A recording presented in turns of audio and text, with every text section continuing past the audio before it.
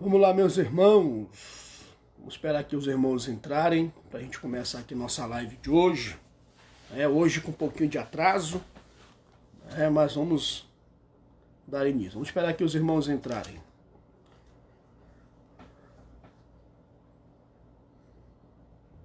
Vamos lá. Bem-vindos. Bem-vindo a todos os irmãos, a paz do Senhor. Deus abençoe a vida de todos vocês. Hoje com um pouquinho de atraso, mas estamos aqui. Bem-vindo, pastor Gêner, meu amigo. Bem-vindo, irmã Eliane Fernandes, bem-vindo. Vamos lá, os irmãos vão entrando aí, a gente vamos já começar a meditação de hoje. Amém? Bem-vindo a todos os irmãos, estamos aqui já com 10 irmãos.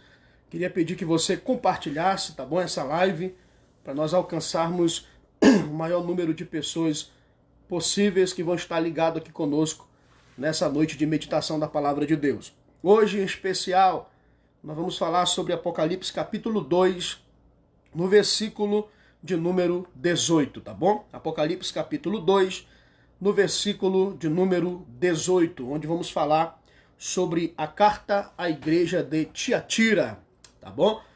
Então nós tivemos agora há pouco um gabinete, acabamos de atender um de nossas ovelhas, por isso que atrasei um pouco, mas estamos aqui para juntos falarmos um pouco da palavra de Deus. Bem-vindo, Isaac, pastor Roberto Pinheiro, bem-vindo, meu amigo. Vamos lá, vamos compartilhando essa live, vamos alcançar vidas, vamos alcançar pessoas que querem ouvir a palavra de Deus essa noite. Estamos aqui para falar hoje sobre a quarta carta, a carta à igreja de Tiatira, tá bom? Eu quero convidar você a meditar na palavra de Deus conosco, Apocalipse capítulo 2, no versículo de número 18, tá bom? 18. Vamos lá, gente. Apocalipse capítulo 2, versículo de número 18. Bem-vindo, meu amigo Klinger, meu amigo Tião. Deus abençoe, meu amigo, bem-vindo. Tá bom? Vamos lá. Vamos adorar o nome do Senhor através da sua palavra. Você sabia que você meditando na palavra de Deus, você também está adorando o nome do Senhor? Sabia? Então, é importante nós meditarmos juntos na palavra do nosso Deus, tá bom? É ela que vai nos trazer vida, e vida com abundância através de Cristo. Amém? Bem-vindo, meus amigos. Tivemos mais gente aqui. Stanley Reis, bem-vindo. Fernanda Magalhães, bem-vindo. Irmão Robenilson, bem-vindo. Douglas, bem-vindo. É o pastor Douglas, Eu não estou reconhecendo aqui pela foto. Bem-vindo. Amém. Vamos lá, gente. Apocalipse capítulo 2, no versículo de número 18. Saudade, Isaac. Saudade do nosso curso, Em breve nós estamos de volta. Vamos lá. Apocalipse capítulo 2, versículo 18. Pega aí a sua Bíblia e acompanhe comigo essa leitura junto conosco. Vamos lá. E ao anjo da igreja de Tiatira escreve: Isto diz o Filho de Deus, que tem os olhos como chama de fogo e os pés como latão reluzente. Conheço as tuas obras e a tua caridade, outra versão vai dizer, e o teu amor, e o teu serviço, e a tua fé, e a tua paciência, e que as tuas últimas obras são mais do que as primeiras. Mas tenho contra ti que toleras que Jezabel, mulher que se diz profetiza, ensine e engane os meus servos, para que se prostituam e comam dos sacrifícios da idolatria. E dê-lhe tempo para que se arrependesse de sua prostituição, e não se arrependeu. Eis que porei numa cama, e sobre os que adulteram com ela virá grande tribulação, e se não se arrependerem das suas obras, e ferirei de morte os seus filhos, e todas as igrejas saberão que eu sou aquele que sonda as mentes e os corações, e darei a cada um de vós segundo as suas obras. Mas eu vos digo a vós e aos restantes que estão em Tiatira, e todos quantos não têm essa doutrina e não conheceram, como dizem as profundezas de Satanás, que outra carga vos não porei. Mas o que tendes, retende-o até o fim, até que eu venha. E ao que vencer e guardar até o fim as minhas obras, eu lhe darei poder sobre as nações.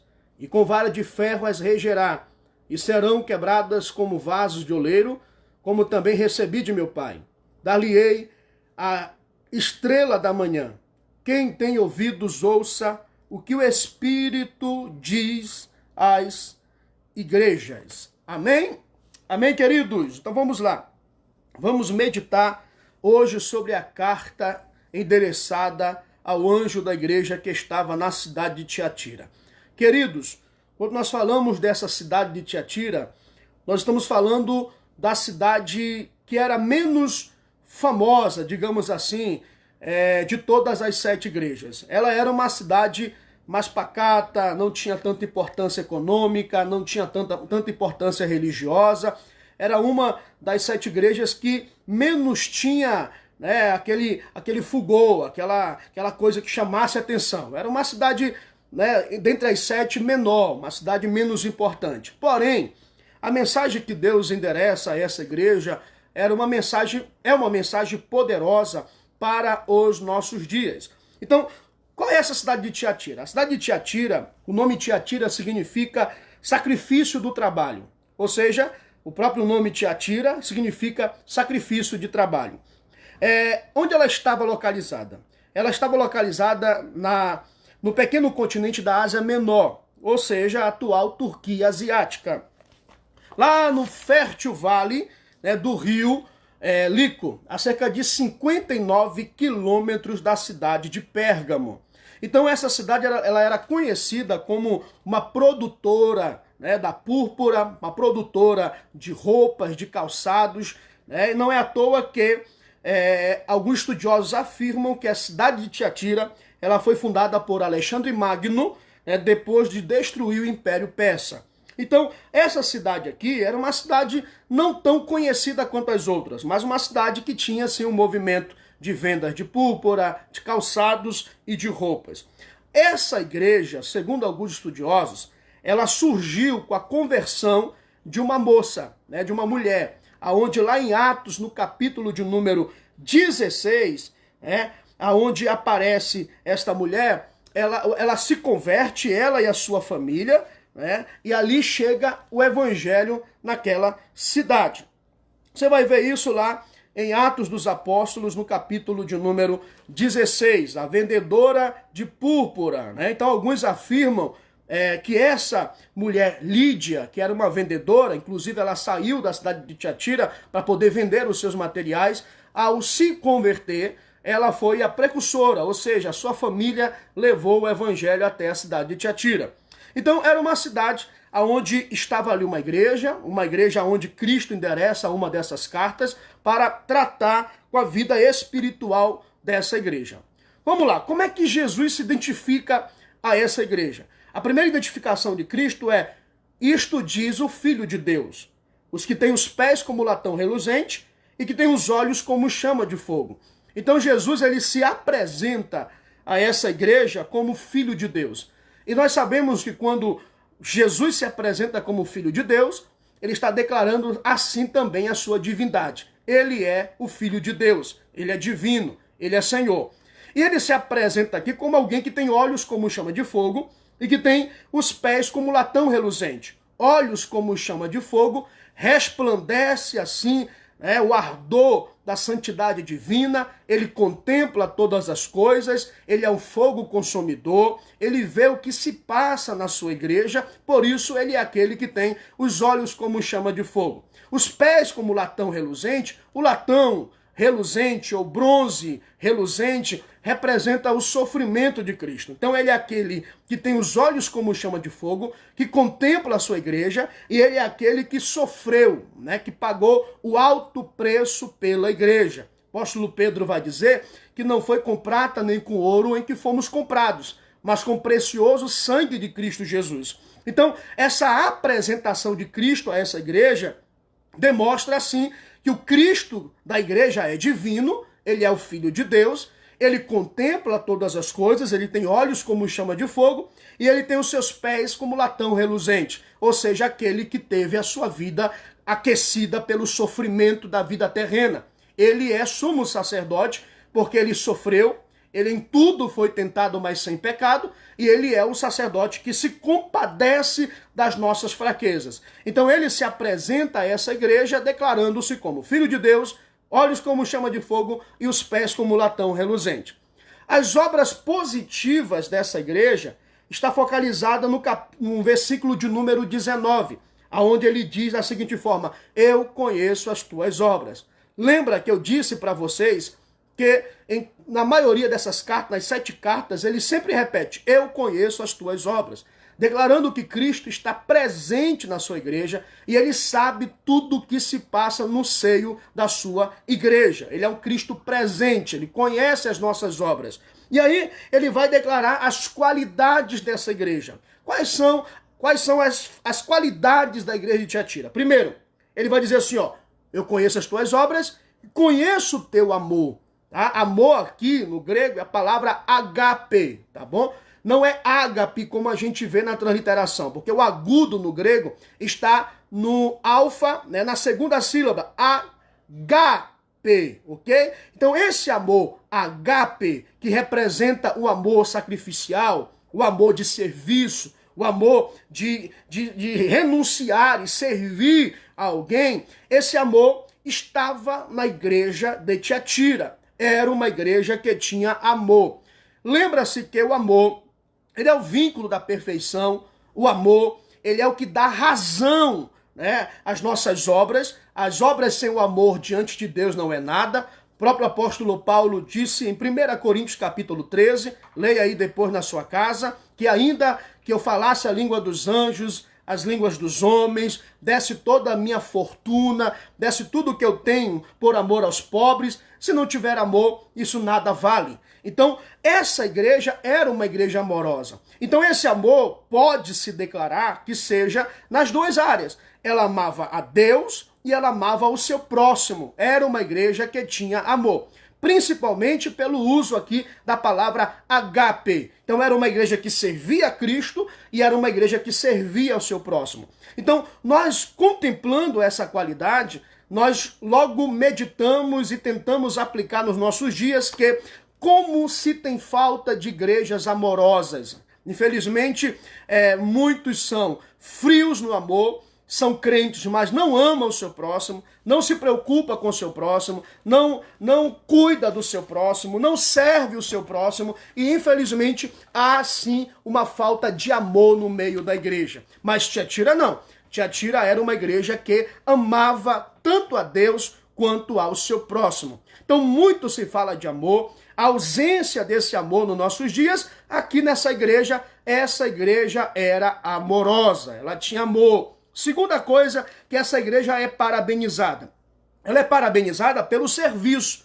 E o teu serviço, versículo 19. Era uma igreja que tinha o amor agape, mas também era uma igreja que tinha o serviço. Lembra que eu disse que agape no grego simboliza o amor de serviço, de servir, né? O amor sacrificial, o amor de serviço. Então, essa igreja tinha o amor sincero e isso resultava no serviço. A palavra serviço no grego é a palavra diaconia, que logo se remete ao diácono, né? Essa palavra não tem feminino, tá, gente? No grego é diaconia, diácono, serviço. Então, diácono, na língua grega, não é simplesmente um cargo denominacional, mas uma vida de serviço aos santos, de serviço à igreja. Então, quando a Bíblia diz que essa igreja tinha amor, mas também tinha serviço, Cristo está parabenizando que essa igreja não só amava de palavras, mas essa igreja servia uns aos outros. Era uma igreja que tinha um amor prático, ou a prátice do amor. Praticava aquilo que amava, cuidava dos membros, servia a esses irmãos, servia os necessitados e servia a todos que precisassem de ajuda. Era uma igreja que tinha um amor presente, o amor real, o amor ativo e não somente o amor de palavras, né? Eu amo, mas não ajuda. Era uma igreja que ajudava o seu próximo. Outra qualidade, era uma igreja de fé. Era uma igreja que tinha confiança, porque a palavra pisteo significa também confiança. Então, essa fé era uma fé genuína, uma fé que confiava em Cristo. Olha que qualidades lindas tinha essa igreja. O que mais?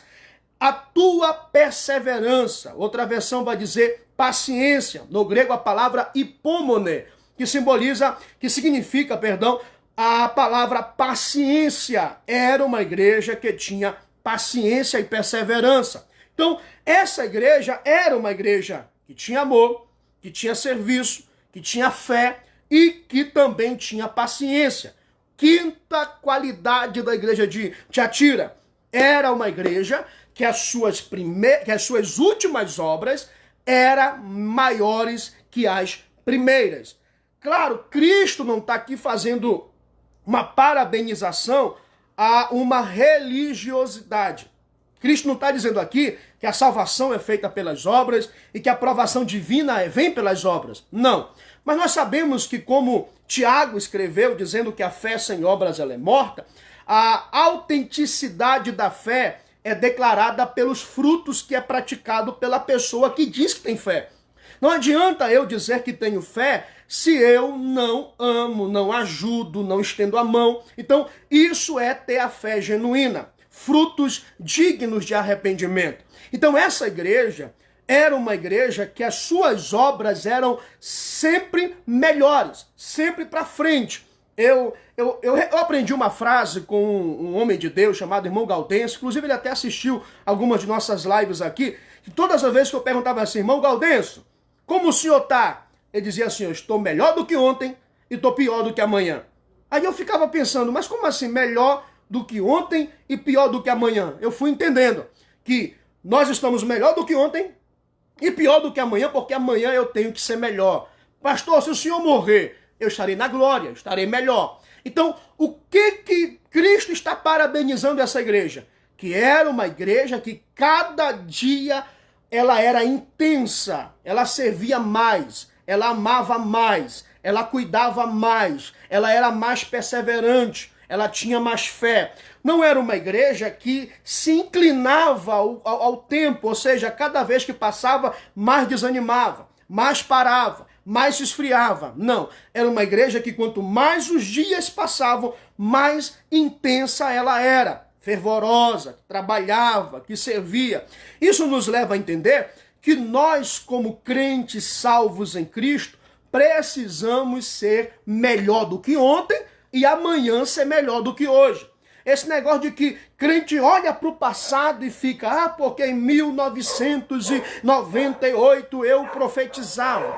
Em 1995 eu orava mais. Em 1994 eu tinha experiências com Deus. E hoje, parado, desanimado, estagnado. A igreja de Tiatira não. Quanto mais se passavam os dias, as suas obras eram maiores que as do princípio. Precisamos ter, queridos, essa constância, porque vivemos em tempo de inconstância. Muitos crentes param no meio do caminho. Muitos crentes retrocedem.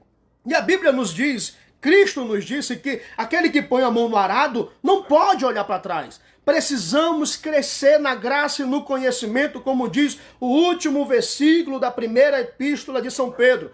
Crescer na graça e no conhecimento do Senhor. Sua vida espiritual tem que ser constante, tem que ser crescente. Esse negócio de ficar todo o tempo olhando para trás, todo o tempo paralisando, todo o tempo pensando em desistir, isso tem que mudar nas nossas vidas. Precisamos ter obras mais constantes. Hoje eu tenho que ser melhor do que ontem. Amanhã eu tenho que ser melhor do que hoje. Até que cheguemos naquele grande dia com o corpo glorificado e diante da presença do nosso Deus. Você sabe muito bem que aquele que começou a boa obra, ele vai concluir até o dia de Cristo. Então era uma igreja que as suas obras eram crescentes, melhores do que as primeiras. Então vamos lá. Qual o defeito da igreja de Tiatira? Versículo de número 20. O versículo de número 20 diz assim: mas tenho contra ti o toleras que Jezabel, mulher que se diz profetiza, ensine e engane os meus servos, para que se prostituam, comam dos sacrifícios da idolatria. Então vamos lá.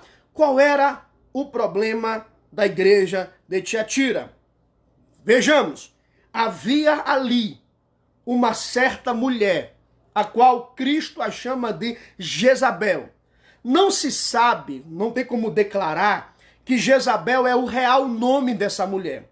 O que podemos afirmar é que existia ali uma mulher que ensinava perversão a essa igreja.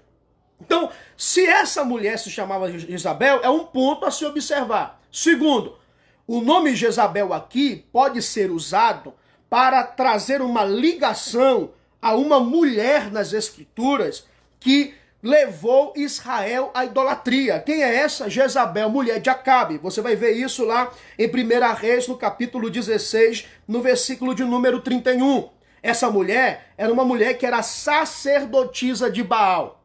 Então Cristo usa aqui o nome de Jezabel para apontar que havia na igreja de Tiatira um ensino.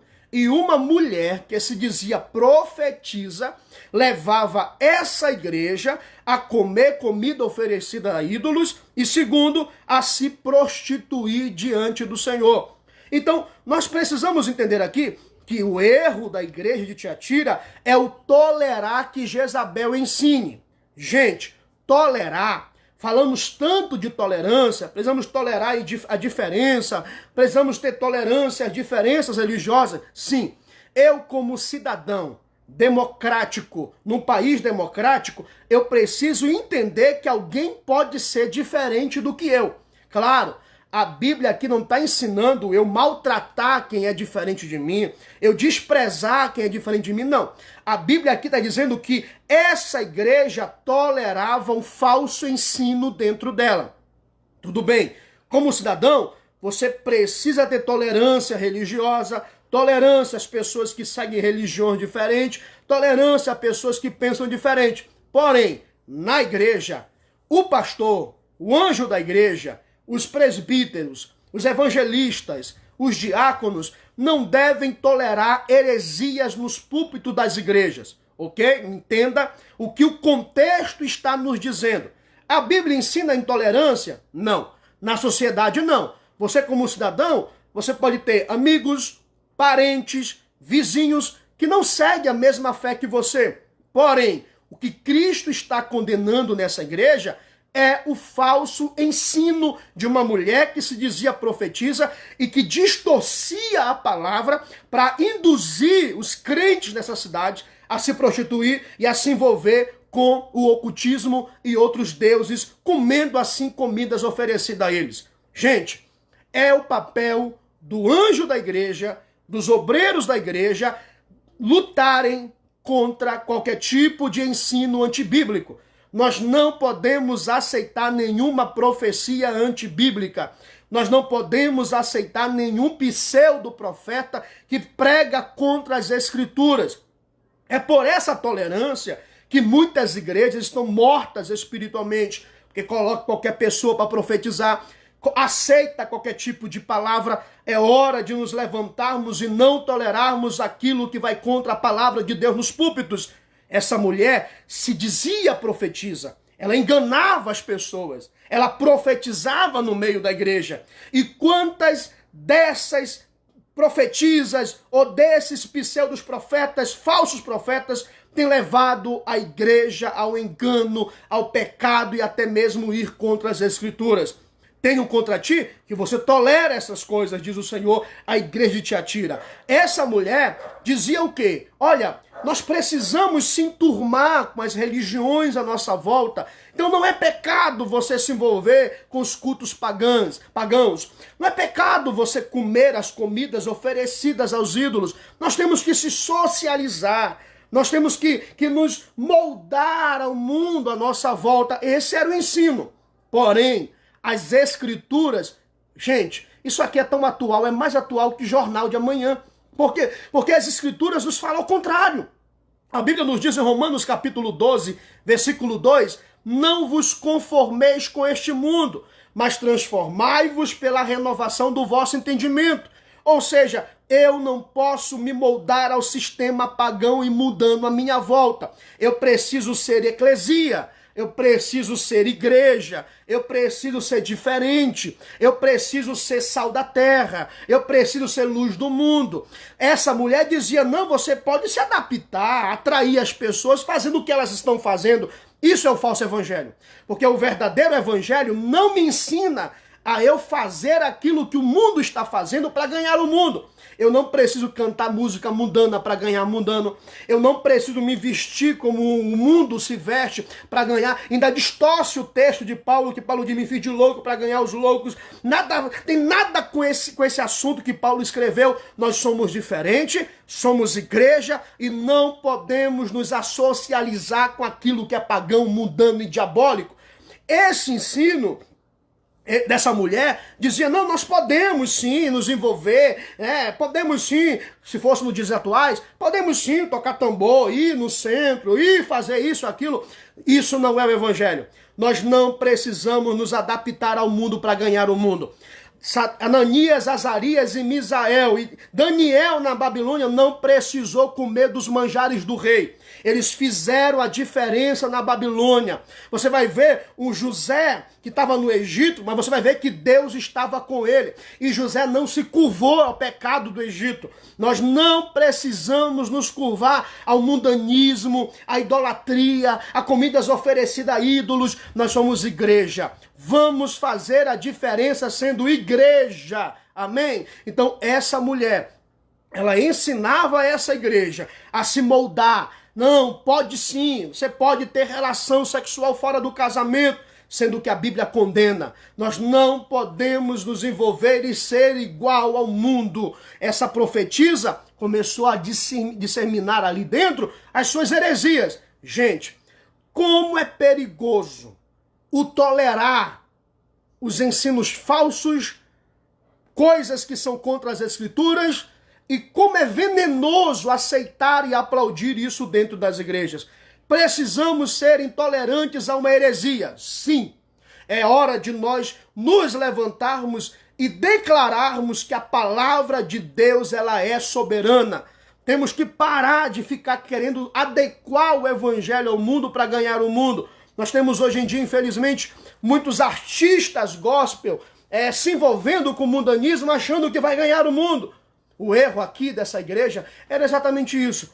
Tolerar uma Jezabel que dizia que podia se misturar, que podia ter relação sexual fora do casamento para se enturmar com o mundo. É aí que Tiatira estava caindo. Porém, Cristo, no versículo de número 21, diz: eu dei tempo para que se arrependam da sua prostituição, e não se arrependeu.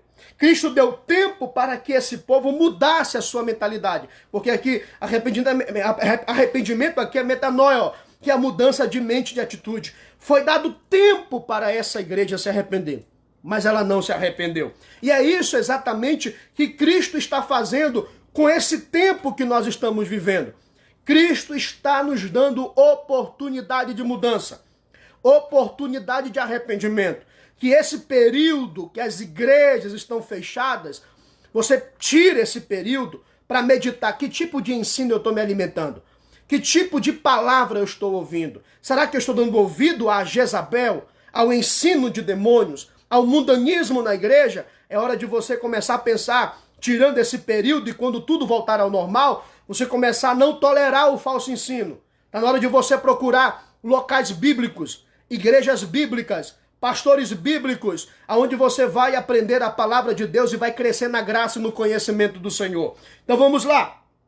Foi dado tempo a ela para que se arrependesse. Versículo de número 22. Quais as consequências de quem seguia a doutrina, o ensino de Jezabel?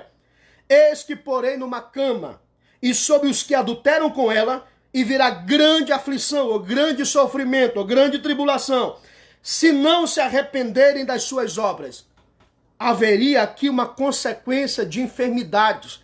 Haveria aqui uma consequência de dores e tribulações e sofrimentos sobre os que seguiam a doutrina de Jezabel. Gente, Jesus, ele é aquele que tem olhos como chama de fogo. Isso fala de zelo. Isso fala de justiça. Nós ouvimos falar hoje, Deus é amor. Ele não vai trazer nada de ruim. Gente, o amor que não repreende não é amor. O amor que não confronta o erro não é amor. O amor genuíno, ele corrige. O amor genuíno, ele com certeza pune. Isso é o amor. O amor que se diz hoje em dia, de que aceita o que é errado, não é amor. Que quem ama, confronta. Quem ama, corrige. Deus ama a sua igreja ao ponto de confrontar os seus erros. Cristo nunca vai dar o diagnóstico de uma igreja sem confrontar os erros dela. Haveria aqui consequências de doenças, de cama, ou seja, de muitos filhos de Jezabel ficarem acamados, enfermos e sofrerem as consequências dos seus erros. E espiritualizando isso aqui, quantos estão acamados espiritualmente por causa do vinho, do engano de Jezabel? Quantos estão mortos espiritualmente nas igrejas por se alimentarem de um falso ensino de Jezabel? Gente, versículo 23. E ferirei de morte os seus filhos, e todas as igrejas saberão que eu sou aquele que sonda as mentes e os corações, e darei a cada um segundo as suas obras. O interessante aqui é que essa palavra de Cristo, de que ele conhece e ele sonda as mentes e os corações, é uma palavra, gente, que declara como Cristo é divino. Por quê? Porque se você pegar a sua Bíblia e ver que esse texto, ele está descrito lá no Antigo Testamento, em Jeremias capítulo 17, versículo 10, em Salmo de número 139, no versículo de número 23, em Romanos no capítulo 8, no versículo 27, em que Deus afirma, eu sondo a mente e os corações. No original aqui é, eu sondo os rins. Aí você me pergunta, pastor Jânio, por que nas Bíblias antigas essa palavra é usada para rins? Eu sondo os rins. Por quê? Gente, a Bíblia, ela foi escrita e a sua revelação, ela foi dada gradativamente ao longo do tempo.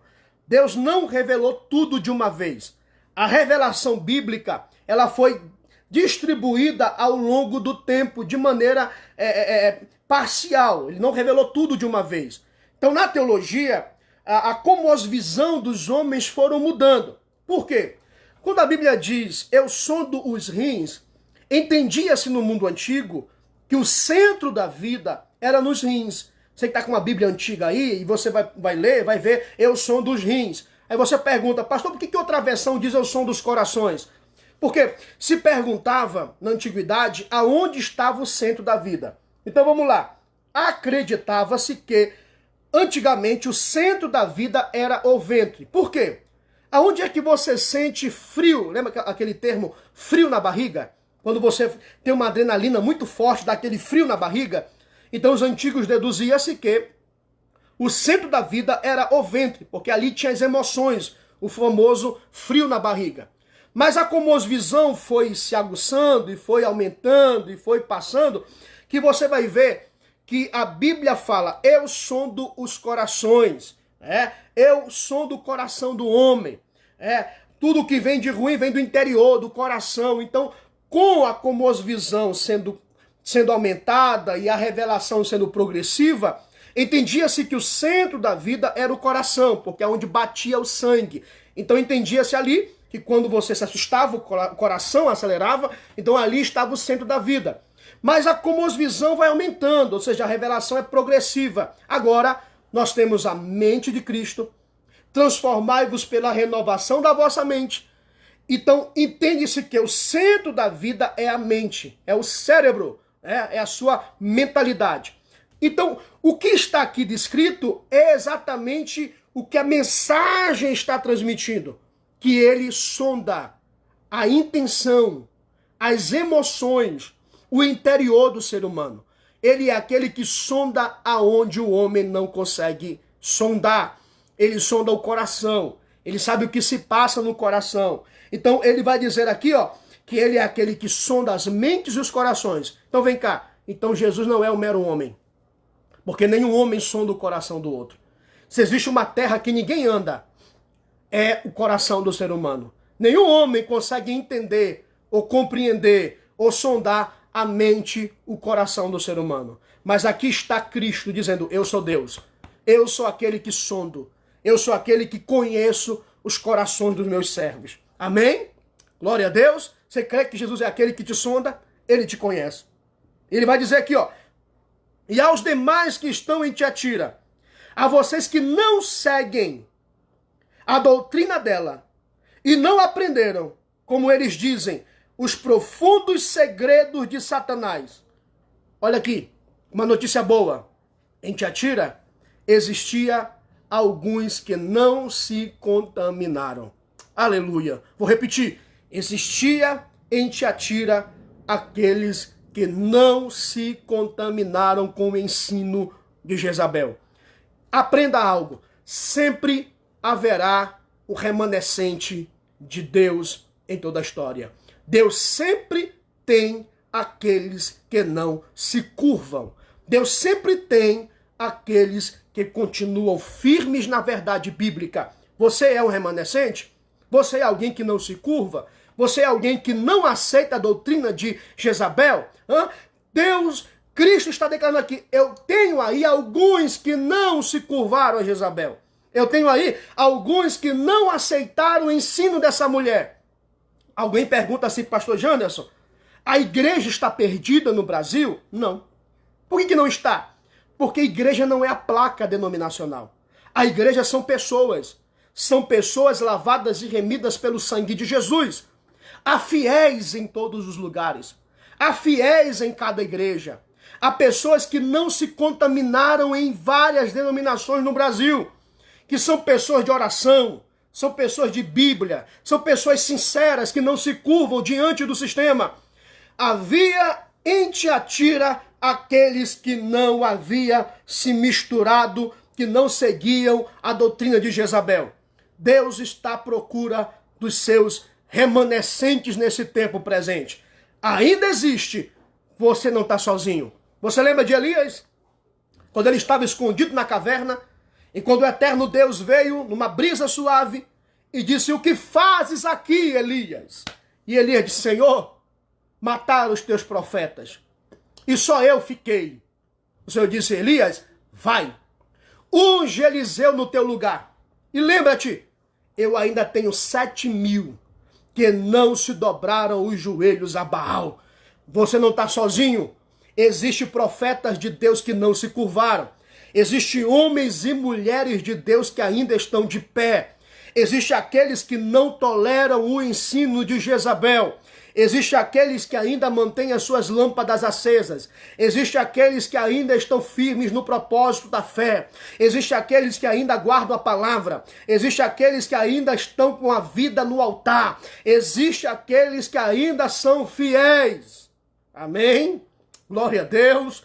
E ele vai dizer assim, para vocês eu digo. Olha o que ele vai dizer aqui, ó. E não aprenderam, como eles dizem, os profundos segredos de Satanás. Aqui é uma citação do gnosticismo, a qual eles diziam que conheciam a profundidade. Jezabel dizia assim, olha, para você conseguir conhecer o diabo, você tem que se misturar com as coisas dele para conhecer ele. Jezabel ensinava isso. Olha, você tem que conhecer e se misturar com as coisas demoníacas para você conhecê-lo. Ainda tem aqueles que vão dizer, eu não quero saber de profundeza de Satanás. Hoje se fala mais do diabo do que em Cristo. Se fala tanto no diabo, tudo é o diabo faz isso, o diabo faz aquilo, o diabo é isso, o diabo é aquilo, o diabo pra cá. Tem cultos que só cultuam o diabo. O demônio fala, grita, berra, tem microfone na mão, tem microfone na boca e fala e chama atenção. São pessoas que querem dar voz a Satanás. Mas o papel da igreja fiel é não se misturar com as coisas do inimigo e muito menos aceitar os ensinos de Jezabel. Ainda tem os fiéis. No versículo de número 25 diz assim, tão somente apegue-se com firmeza ao que vocês têm, até que eu venha. Sabe o que Cristo está dizendo? Cuide do que eu te dei. O que você tem? Você tem o quê? O que Cristo te deu? Te deu a salvação. Te deu o Espírito Santo. Te deu a palavra de Deus para você meditar. Lhe deu unção. Lhe deu graça. Lhe deu capacitação espiritual. Cuida disso. Não se curva. Zele por aquilo que Deus te deu. Como diz a Escritura, guarda o que tens para que ninguém tome a tua coroa. Precisa ter cuidado com aquilo que Deus te deu, porque prestaremos conta diante dele. Aí ele vai concluir dizendo: aquele que vencer e fizer a minha vontade, eu darei poder sobre as nações. Então vamos para um ponto interessante aqui, gente. Qual ponto interessante? Pastor Janderson, como assim ele nos dará a nação? Eu te explico. A igreja reinará junto com Cristo. Vou repetir. A igreja reinará junto com Cristo. Ou seja, haverá um reino preparado para a igreja.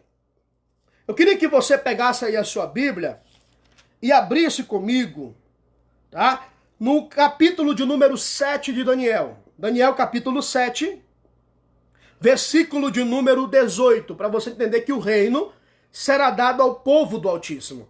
Daniel, capítulo 7, no versículo de número 18. Olha o que nos diz, gente.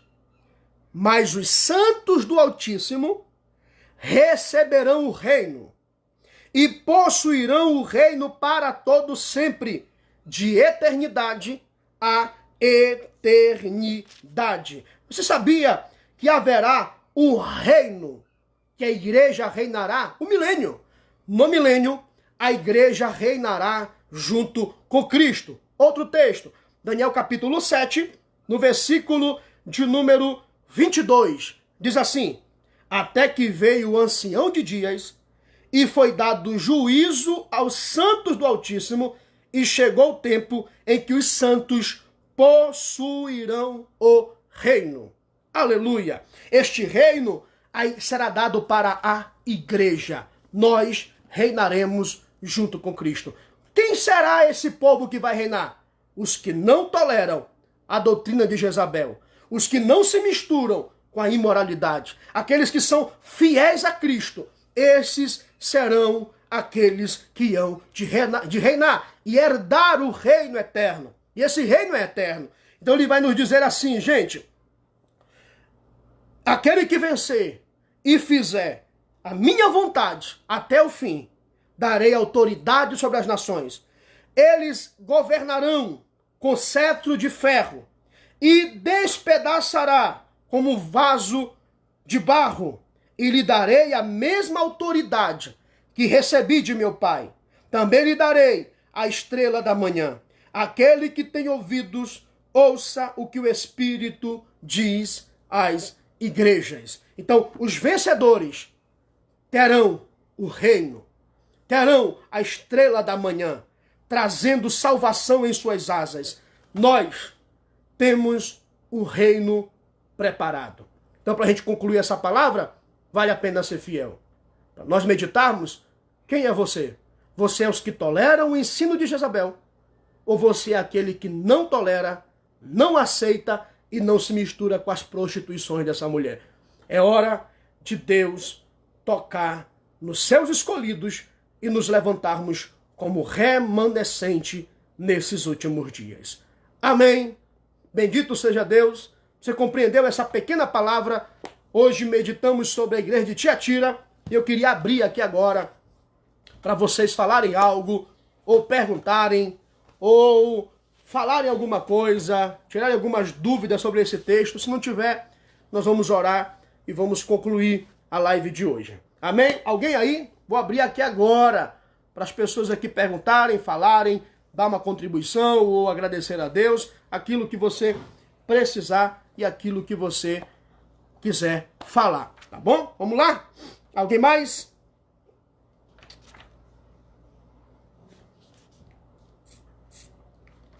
Vamos lá, gente. Alguém quer falar alguma coisa, perguntar alguma coisa? Aleluia.